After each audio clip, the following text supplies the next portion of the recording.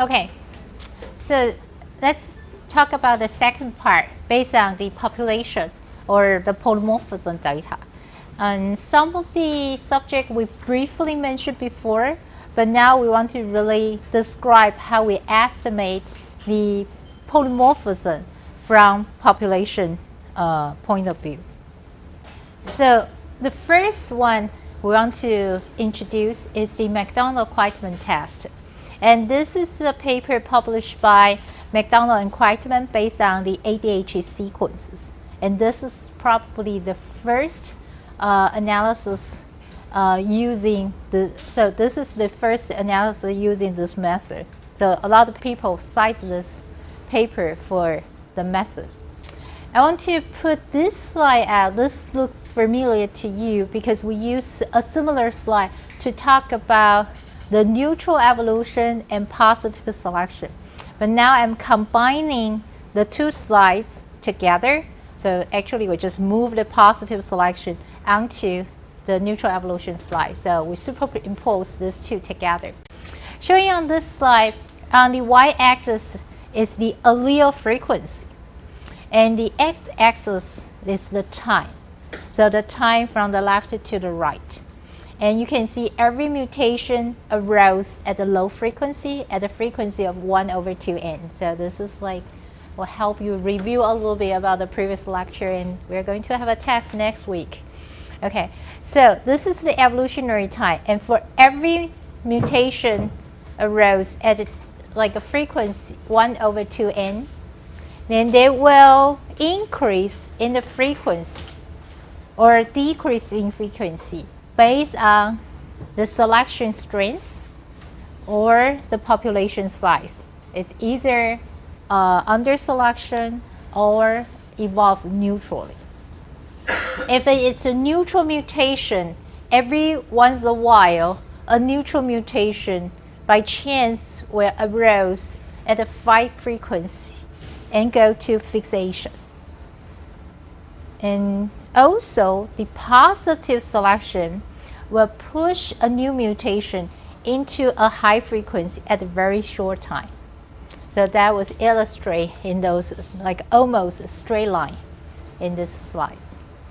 So this slide we show a lot of mutation arose in the population, but eliminate by selection or just eliminate by chance.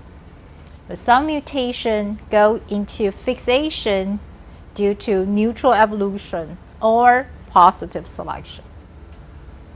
But now I put 2 points at this slide. And one is at the very top end, because remember y is the frequency. So when the allele goes to the other direction, that's the fixation of this allele. So the frequency is 1. And that we call a substitution in the population, right? And that also indicates the divergence between the two comparative lineages. So I put a divergence arrow there.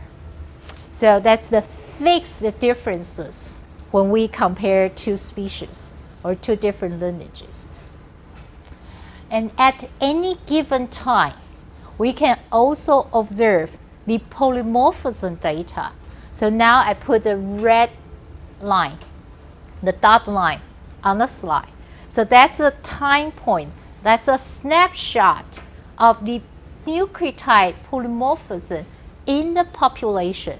So at this time point, we want to know what's the allele frequency for all the possible variants of this locus, and that's the polymorphism. And the idea to use the polymorphism and divergence as a comparison is the basic principle we are going to talk for the rest of this lecture. So just remember, every time we do a comparison, we compare the divergence, we call the fixed differences, and the polymorphism.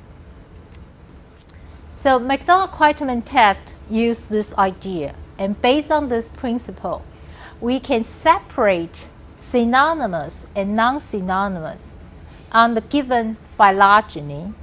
And this phylogeny is very simple because usually we are comparing two species, species 1 and species 2. And in the old days, we only have one polymorphism data from species 2. So make the test very simple. You have a species 1, it's like an outgroup of the polymorphism data. And the differences indicate in the external branch, let me see, the branch from species 1 to the common ancestry for all the sequences within the species 2. And that's the divergence between species 1 and species 2. And all the changes within the lineage of the species 2, that's the one showing the polymorphism. And that's the one we described in the previous slides. So those are the changes we can count at the time points 1, 2, 3, 4. For example, that's 4 different variants at different frequency. So the height of each line means the frequency of that particular allele on this slide. So that's a snapshot, as I say, that's a snapshot of the polymorphism level in the natural population.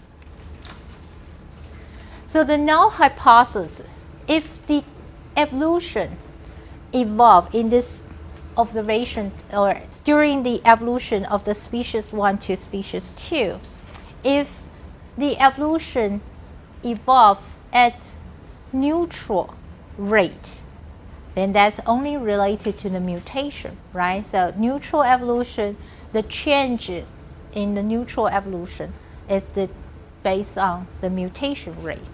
Then this will give us the null hypothesis is we compare the replacement, that's the non-synonymous, with the silent site, the synonymous.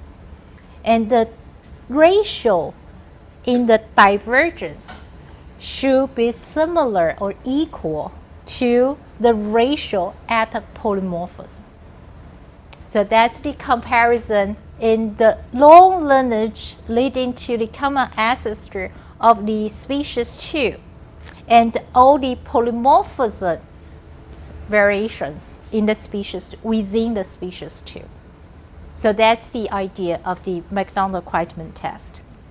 So what they did with the Drosophila is to sequence the ADH locus and compare the fixed differences and the polymorphic data. And this is a table from their publication. And you can see this is just like a really simple counting method. Have replacement, the non-synonymous changes, and synonymous changes, regardless of the synonymous and non-synonymous sites. So that's very good because you don't really need to count that. So if I ask you to use McDonald-Quitman test to do this, then you can just put a number and you have to put it in the correct way. And what you are comparing with is the fixed differences shown here is 7 to 17. And compare that with the polymorphic differences, that's a 2 to 42. So using the 2x2 contingency table, and you can either use Fisher exact test or here they use the G-test to test the statistical significance. So that's the first publication on the McDonald-Quitman test. We just used the author's name for this test.